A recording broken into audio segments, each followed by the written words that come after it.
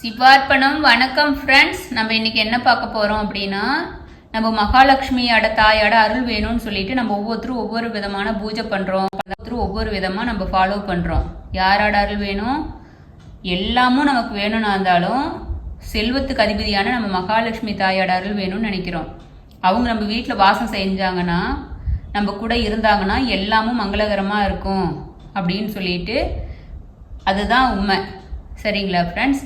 அதில் நம்ம மகாலட்சுமி தாய் என்ன இருந்தால் இருப்பாங்க அப்படிங்கிறதுக்கு நம்ம என்ன மாதிரி நடந்துக்கிட்டா நம்ம கூட நிரந்தரமாக மகாலட்சுமி தாய் வாசம் செய்வாங்க அப்படிங்கிறதுக்கு ஒரு கதை சொல்கிறேன், கேளுங்க ஃப்ரெண்ட்ஸ். ஒரு வியாபாரி இருக்கிறாரு ஒரு ஊரில்.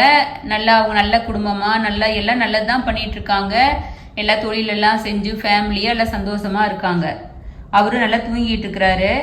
அப்புறம் அந்த தூக்கம் எப்போ முடியும், எப்போ தூங்கி இரவு எப்போ முடியும் அப்படின்னு சொல்லிட்டு அவர் தூக்கத்தை இழந்து தவிச்சுக்கிட்டு இருக்கிறாரு. அந்த கனவு வராத வர அவர் நிம்மதியாக தான் தூங்கிட்டு இருந்தாரு. கனவு வந்த மறு வினாடியே நிம்மதியை இழந்து இருள் சூழ்ந்ததாகிட்டுருது அவரது மனசு. ஆனால் அவர் பெரும் பணக்காரரான வியாபாரியின் வீட்டில் செல்வத்திற்கு பஞ்சமில்லை.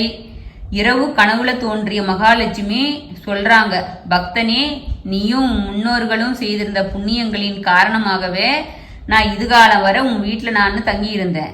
நீ செய்த புண்ணியம் அது அனைத்தும் தீர்ந்து விட்டுபடியால் இன்னும் ஒரு நாளில் உன்னை வீட்டை விட்டு நான் வெளியேறிடுவேன். அதற்கு முன்னால உனக்கு ஏதாவது ஒரு வரம் வேணும் அப்படின்னா கேளு. ஆனால் அது ஒரு வரம் மட்டும்தான் கேட்கணும். ஆனால் என்ன நீ இங்கேயே தங்கியிருக்க சொல்லக்கூடாது அப்படின்னு சொல்லிடுறாங்க. வியாபாரிக்கு பெரிய குழப்பமாயிருது. என்ன சொல்வதுன்னு அவருக்கு தெரியல. சரி தாயே, நான் நாளை என்னோட குடும்பத்தோட ஆலோசனை செஞ்சுட்டு அதன் பிறகு உங்ககிட்ட நான் என்ன வரம் வேணும்னு கேட்குறேன் அப்படின்னு சொல்லிடுறாரு. சரி, மகாலட்சுமி தாயும் மறைஞ்சிடுறாங்க. அவர் ஓடி போய் வீட்டில் இருக்கிறீங்க எல்லாத்தையும் கூப்பிட்டு அவர் மனசில் இருக்கிற கலக்கத்தை சொல்கிறாரு. இப்படி சாமி கனவுல என்கிட்ட சொல்லிட்டாங்க, அதனால நம்ம என்ன பண்ணலாம் அப்படின்னு சொல்லிட்டு கேட்குறாரு. குடும்பத்தில் இருக்கிறீங்க அத்தனை பேரும் ஆலோசனை சொல்றாங்க.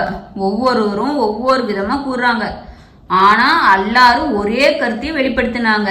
நவரத்தினங்களையும் வரமா கேளுங்க, ஏராளமான பொற்குவியில கேளுங்க, நிறைய உணவுப் பொருள்களை கேளுங்க, மாட மாளிகை பலவற்றை கேளுங்கன்னு சொல்லிட்டு அவங்கவுங்க இஷ்டத்துக்கும் அடுக்கிட்டு போறாங்க. ஆனா அப்போது அந்த வீட்டின் கடைசி பெண் தன் தந்தையிடம் கூறினார். என்னன்னு சொல்லிச்சு, அப்பா, மற்றவர்கள் கூறிய கருத்துப்படி நீங்க நமக்கு தேவையான பொன், வைரம், வைடூரியம், மாணிக்கம், வீடு என எல்லாவற்றையும் வரமாக கேட்டு வாங்கினாலும் அது நம் வீட்டில் நிலைக்க போவதில்லை. ஏன்னா எப்போது நம் வீட்டிலிருந்து மகாலட்சுமி தேவி வெளியே போகிறேன் என்று கூறிவிட்டாலோ அவர் வெளியேறிவுடன் அவரது ஐஸ்வர்யங்களும் பொருந்திய இந்த பொருள்களும் வெளியேறிவிடும் அல்லது நிலைச்சிருக்காது.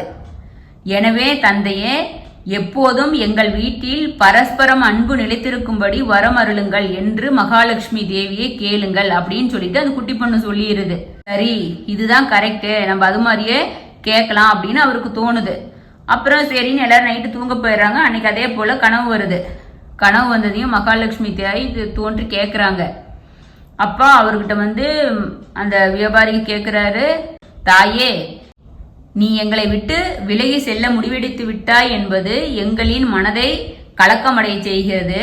இருப்பினும் உன்னுடைய முடிவை தடுக்க எங்களுக்கு எந்த சக்தியும் கிடையாது. ஆனால் செல்லும் முன் நான் கேட்கும் வரத்தை கொடுத்து விட்டு போ அப்படிங்கிறாரு. அதுக்கு ஓகே, நீ என்னன்னு கேட்குற அப்படின்னு கேட்குறாங்க. அன்னையே, எங்கள் குடும்பத்தில் உள்ளவர்களிடம் எப்போதும் பரஸ்பர அன்பு நிலைத்திருக்க வேண்டும். இதுவே நான் கேட்கும் வரம். இந்த வரத்தை மட்டும் தாங்கள் எனக்கு கொடுத்தா போதும் அப்படிங்கிறாரு. லக்ஷ்மி தேவி குறுந்தவாய் புரிஞ்சிச்சாங்க. புரிஞ்சு, மகனே, இப்படி ஒரு வரத்தை கேட்டு மீண்டும் உன் வீட்டிலேயே என்னை கட்டு போட்டு விட்டாய். எந்த குடும்பத்தில் ஒருவருக்கொருவர் பரஸ்பர அன்பு செலுத்தி வாழ்கிறார்களோ, எந்த குடும்பத்தில் சண்டை சச்சரவு இல்லையோ, அந்த வீட்டில் நிச்சயமாக நான் இருந்தே தீர்வது என்று விரதம் பூண்டுள்ளேன். எனவே நீ கேட்ட இந்த வரத்தால் மீண்டும் நான் இங்கேயே வாசம் செய்ய உள்ளேன் என்று கூறி அங்கேயே தங்கிவிட்டாள் மகாலட்சுமி தாய்.